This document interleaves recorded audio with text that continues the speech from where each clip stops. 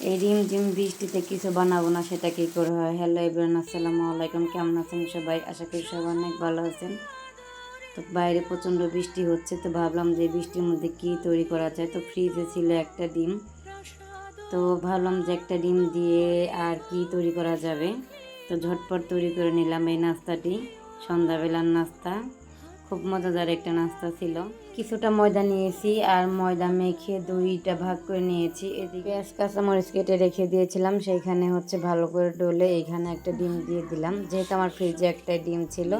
এদিকে আমি রুটি বেলে নিলাম, আর রুটি বেলে এর মধ্যে আমি ডিম গোলানোটা দিয়ে দেব, দিয়ে সুন্দর করে একটা শেপ তৈরি করে নেব। তৈরি করে এখন এটা তেলে ভেজে নেব।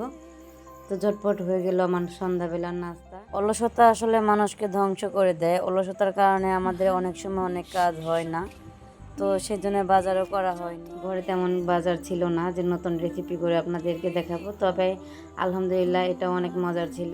আমার ছোট সংসারের জন্য আসলে এত কিছু প্রয়োজন হয় না, যত কম চাহিদা থাকবে তত ভালো থাকতে পারবো আলহামদুলিল্লাহ। তো ধন্যবাদ, সবাই ভালো থাকবেন, সুস্থ থাকবেন। দেখা হবে পরবর্তী ভিডিওতে। ততক্ষণে সবাই ভালো থাকবেন।